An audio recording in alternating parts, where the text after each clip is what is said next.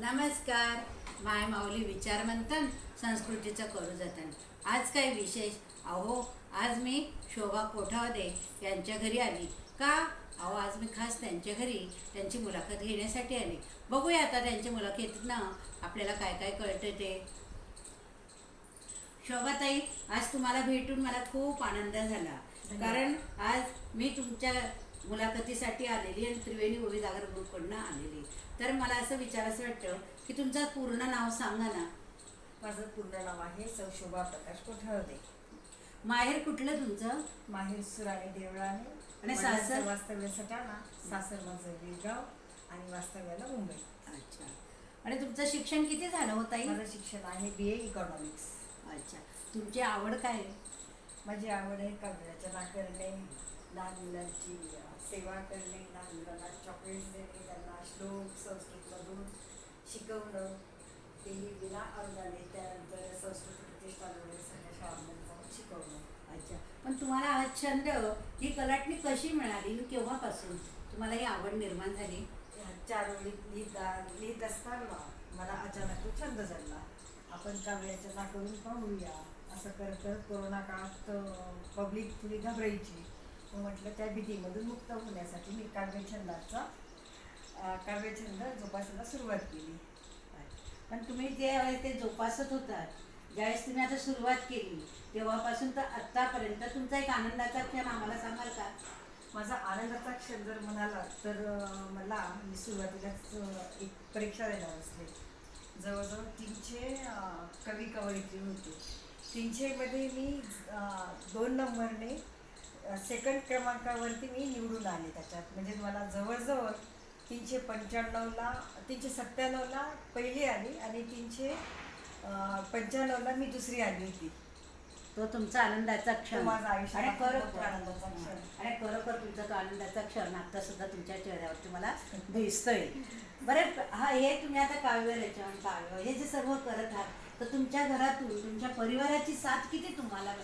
मला परिवाराची साथ नाही, वन मॅन शो आहे माझा. नाही, असं नाही. परिवाराची साथ असणार. नाही, अजिबात नाही, अजिबात नाही, अजिबात नाही. परिवार जरी साथ देत नसला, परंतु तुमची आवड त्यांना आवडते म्हणूनच ते तुम्हाला होकार देतात. कारण काय असतं, मी एकटीच होते, मिस्टर जॉबला जात होते. 4 भिंतीमध्ये बसून काय करायचं? तर मग मी आपल्या तन मन धन तिकडे अर्पण करायला लागले आणि नवनवीन जे काव्यरचना आहे, काव्य प्रकार आहेत ते शिकत राहिले. बरं, आता तुम्ही काव्य प्रकार करत आहात, आनंदाची गोष्ट. पण पुढे पण तुमचं काहीतरी ध्येय असेल ना. पुढचं काय ध्येय तुमचं ते सांगाल आम्हाला? ध्येय पुस्तकं किंवा PDF तयार करणे. तुम्हाला पुस्तक तयार करण्यासाठी आम्हा सगळ्यांकडनं खूप खूप शुभेच्छा. परंतु अनेक काव्याचे प्रकारात हे बरोबर, पण त्या काव्य प्रकारातला तुमचा आवडता काव्य प्रकार कोणता? माझे आवडते काव्य प्रकार तर खूप आहेत.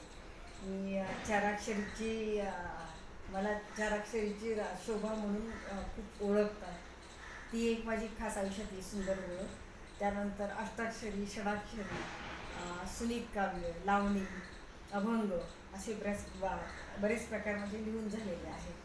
आनंदी जीवनाचं सूत्र तुम्ही संपूर्ण त्रिवेणी ओवी जागर माय माऊली परिवाराला काय देऊ शकाल? मी तर सांगेन, तुम्ही इतर ठिकाणी आपलं मन गुंतवण्यापेक्षा आपण कुठल्याही क्षेत्रामध्ये असो, तुम्ही त्या क्षेत्राची एक आवड निर्माण करा की जेणेकरून ते क्षेत्र आणि मी असं आपलं रिलेशन ठेवा. उगाच ह्याचं त्याचं इतर गोष्टी करण्यापेक्षा आपल्याला कुठून आनंद मिळेल याचा तुम्ही शोध घ्या. स्वतःचा शोध हा स्वतःच घ्यायचा असतो, तेव्हा आपल्याला खरा आत्मीयतेने आनंद मिळत असतो. तुम्ही आता एक खूप छान संदेश दिला सगळ्या परिवारासाठी. स्वतःची आवड स्वतःच निर्माण करायची, स्वतःचा शोध स्वतःच घ्यायचा. आणि खरोखर सगळ्या माऊलींना तुम्ही शोभाताईंनी जो संदेश दिला तो आपल्या जीवनात उतरवण्याचा प्रयत्न करा. बरं, तुमचा बहुमूल्य वेळ तुम्ही दिला, तर याच्यासाठी त्रिवेणी ओवी जागरकडून आभार मानून तुम्हाला परके करत नाही. परंतु वेळोवेळी तुम्ही तुमच्या काव्यातून आम्हाला मार्गदर्शन करा, हीच तुमच्याकडनं अपेक्षा करते. धन्यवाद. मी निश्चितच मार्गदर्शन करेल आणि मार्गदर्शन करत पण आहे काही ग्रुपवरती.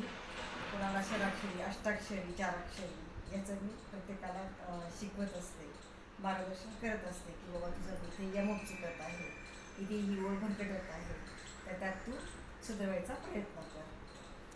धन्यवाद. आपण माझी मुलाखत घेतली. आपला अमूल्य वेळ मला दिला त्याबद्दल त्रिवेणी जागरचा मी अतिशय ऋणी राहीन.